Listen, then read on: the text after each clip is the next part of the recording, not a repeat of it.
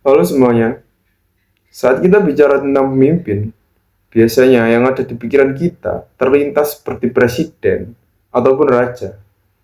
Tetapi sekarang, saya akan mengajak kalian untuk melihat sosok yang berbeda. Dia tidak memimpin dengan tongkat komando, tetapi dengan sebuah pena.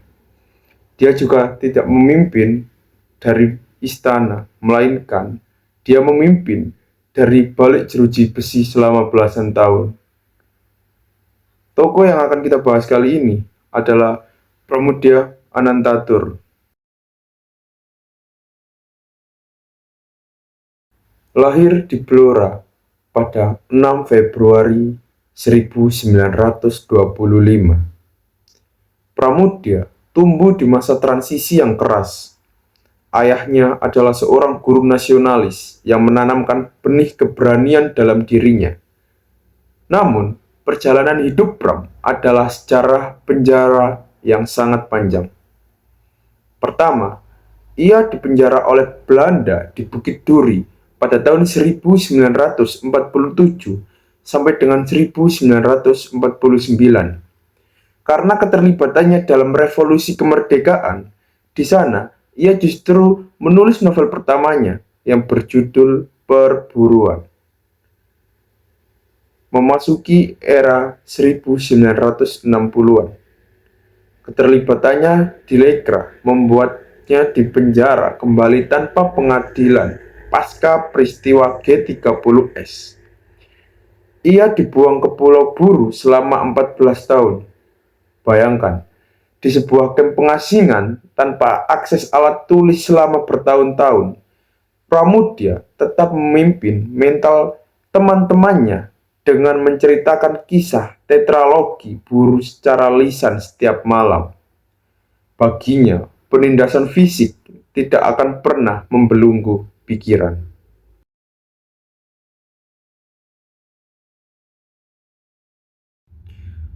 Lalu mengapa saya menyebutnya seorang pemimpin? Ada tiga pilar kepemimpinan Pramudia yang sangat relevan bagi kita untuk saat ini. Yang pertama, integritas yang tak terbeli. Pramudia adalah definisi dari berani karena benar. Ia vokal mengkritik ketidakadilan, siapapun penguasanya. Ia pernah dipenjara di era Soekarno karena membela hak etnis Tionghoa dan dipenjara lebih lama lagi di era Soeharto. Ia tak pernah menggadaikan suaranya demi kenyamanan. Lalu yang kedua, kepemimpinan melalui narasi. Ia memimpin bangsa ini untuk memahami dirinya sendiri.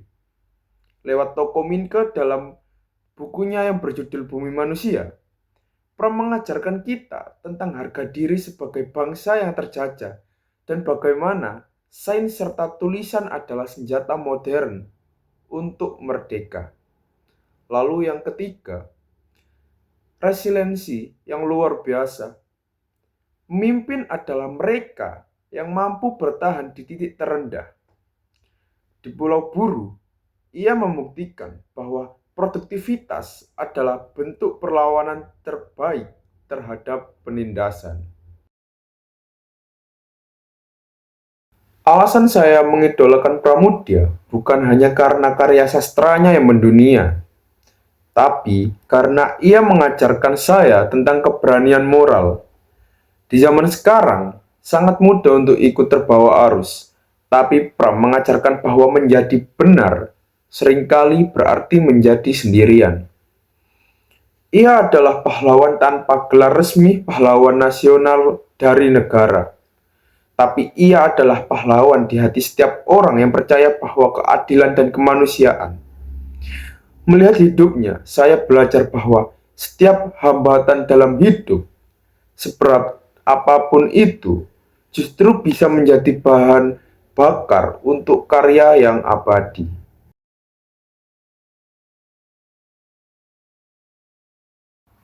Pramudia Anantatur wafat pada tahun 2006, tapi suaranya tetap bergema di setiap perpustakaan dan di setiap pikiran anak muda yang kritis. Ia membuktikan bahwa kekuasaan politik bisa runtuh, jabatan bisa berakhir, tapi gagasan yang ditulis dengan kejujuran akan hidup selamanya. Nama saya Fahri Ramadan Najmuddin Rahman.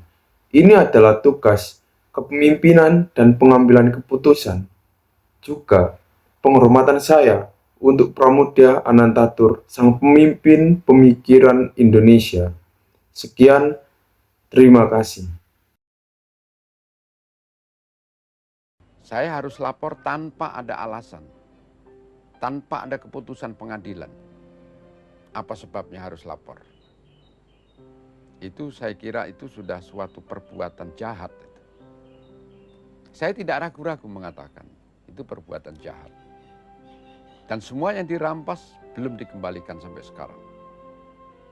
Terutama sekali umur muda saya yang kreatif. Bagaimana mengembalikannya? Perpustakaan saya yang isinya itu mulai kertas-kertas mulai abad yang lalu. Kemudian kehormatan saya. Waktu keluar dari buruh, penghidupan saya dirampas. Saya tidak boleh mendapat 1 sen dari kerja saya. Itu sudah kejahatan. Tidak melalui pengadilan. Mereka menuduh saya alasannya ini. Tidak pernah dikasih kesempatan untuk membela diri saya. Semaunya saja. The man will die, but not as I do.